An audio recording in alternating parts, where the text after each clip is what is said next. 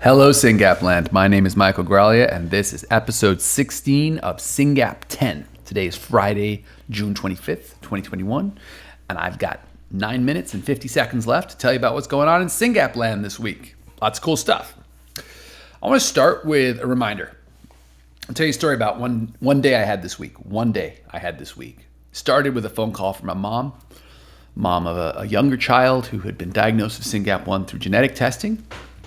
We said to mom, "You're likely to have seizures," and mom has been looking for seizures, but when seizures started, school freaked out, called mom. Mom went to the ER. Mom's in the ER trying to get with a neurologist. She's got an appointment with a neurologist, but it hasn't happened yet. And she's talking to a junior neurologist about meds, and she was really stressed out. And I was talking to her, and because she's already in Ciitizens, and because we already know mutations, we had already connected this mom with another mom who has the same mutation. So while she's in the ER talking to a neurology resident who had no idea what SynGAP 1 was, she's texting with another mom with the same mutation about which drugs have worked in her little girl. Wonderful, wonderful. Stressful and hard. It's hard to see your child have a seizure, any kind of seizure. It sucks to see your child have a seizure. But that was like an hour of a morning, right? At the end of that day, I was on the phone with some parents of adults who were reflecting on the past 20 years of their lives raising a SynGAPian. And of course, 20 years ago, nobody was diagnosed with SynGAP. So all of them got diagnoses more recently. And it was such an amazing conversation about what people have been through and what people go through and what it means to love and support these kids. And what came clear in that conversation, and to quote one of those parents, she said, you just have to remember to put on your oxygen mask first. This is not a marathon. You've got to realize that you've got to take care of yourself, and no matter how possible it seems, if you don't take care of yourself, this is a challenging life, and you've got to take care of yourself. And I was reflecting on that, thinking about that mom that morning who was like, how am I going to do this? How am I going to deal with this kind of stress for the foreseeable future? And I was like, yeah, it's the right question. The third thing that happened that day was we were checking in on another family who has had a really rough year with their SynGAPian, and one of the parents was pretty ill. So it's just a reminder, my friends, this life is not easy. And if you're tired and exhausted and you're like, oh my God, you're human. And please don't hesitate to ask for help from your friends, your loved ones, your family, your parents, your church, your community, your job, whatever. Got to take care of yourself. You've got to take care of yourself. And you've got to be selfish about that, because our kids need us. It's kind of ironic, right? Our kids need us so much that we're all exhausted. But if we don't take better care of ourselves, then who's going to be there for our kids? So because our kids need us, we need to take care of ourselves. And because our kids need us, we have to take care of ourselves. And I just want to remind you of that, because the juxtaposition of those three things happening in one day for me was pretty intense. But everyone's doing well, and we're going to get there. Let's talk about great stuff. Thanks to the SynGAP love. 6/21 was like 5 days ago. Check out my math skills.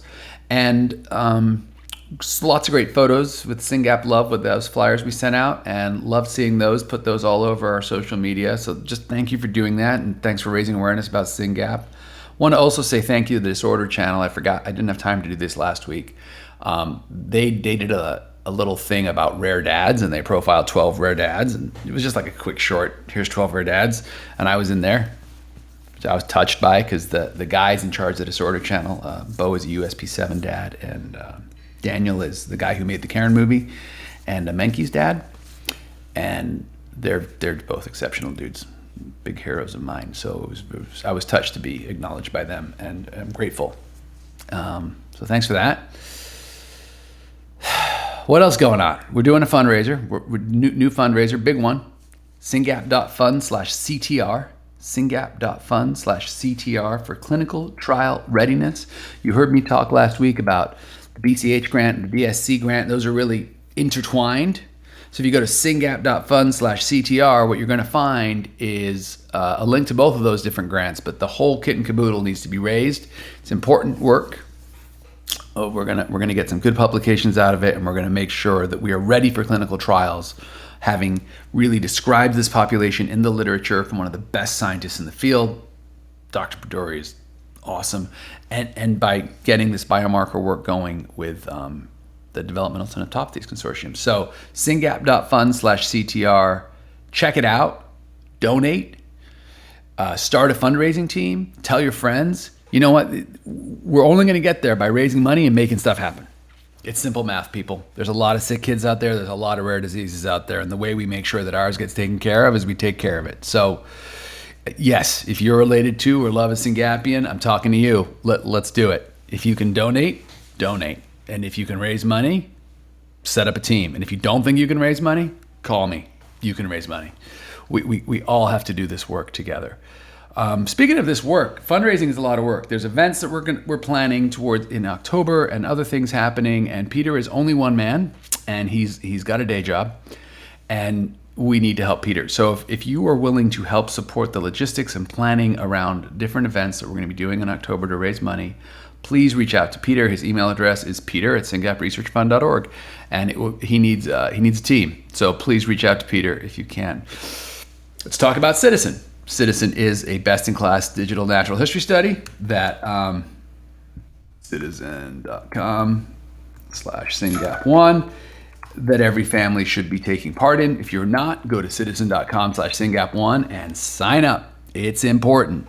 You get all your medical records in one place, and your data is shared with researchers freely and licensable by companies. Everybody wins. I was literally on a chat today with a mom who's like, I got to run over to pick a university and get the MRIs so I can forward them to compare. And I was like, wait, you weren't on Ciitizen? Because if you were on Ciitizen, I know you're not on Ciitizen, because if you were on Ciitizen, all your MRIs would be sitting there on your computer, and you just got to boop, boop, boop, boop, and you can share them with anyone.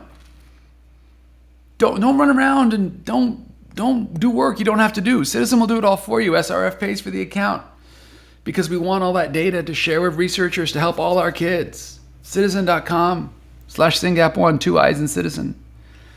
And for the 30 people who are already in Ciitizen that took care of the SSB study, check your email, because the company who funded that SSB study wanted to give you a thank you, and you all have a $200 gift card in your inbox. Pretty cool. Pretty cool that a company thought that data was so valuable that they paid, do the math, 30 times 200, $6,000 to have us answer questions. Maybe they're interested in SynGAP. Maybe they're going to help our kids. Maybe they appreciate the fact we organized our data. Sign up for Ciitizen, and if you were one of the SSB families, thank you, and check your inbox. Wanted to make sure I mentioned that. I'm going to tell you two more things. These are two big things. I might only get through one of them. ICD-10 codes. I have been talking about ICD-10 codes. You're probably sick of hearing about them, but some things bear repeating. Has been working on ICD-10 codes for a long time, like 2 years. There's a full article in it about the Every Life Foundation. It's in previous show notes. But I just want to make a point. Dr. Schlecht is such a nice, big-hearted, brilliant guy that when people heard he was working on ICD-10 codes, other rare disease groups were like, hey, will you help us too? And Hans can't say no. She's like, sure, I'll help you too. And so a bunch of ICD-10 codes went to the CDC. And because I was watching this process through Hans, all I did here was support Hans. Hans did all the work. I know how this played out, right? So Hans is going back and forth with the good people at the CDC, and they were like, SynGAP, we think there's some good incidents on SynGAP, and we think that's a big disease. So yeah, we should that probably makes sense to get a code. And we had the big meeting with the scientists, and we talked to Dr. Smith Hicks. So syngap.fund/incidents. If you haven't read this, where have you been? It's all about our numbers. And it was this work, not our article, but it was these numbers, the data that this article describes, that helped the CDC say, maybe SynGAP does deserve a code. Because that's what you get, folks. You get a code. But all these other groups had different incidence numbers and didn't have as much data behind that they were big. And so they got stuck in another code. 2 codes. So just to be crystal clear on this, F78.A1 is the code that we have been talking about ad nauseum. That's going to be our code effective 10/1. There is some confusion in the SynGAP community that there's another code for SynGAP. Whoever said that clearly has no idea what's going on. We have one code, folks, F78.A1. I just wanted to clear that up. I have a question for you, but I'm going to leave it to next week. Thanks for listening. Remember to put your own mask on first. Take care of yourselves and take care of each other. Thank you for being a part of this community.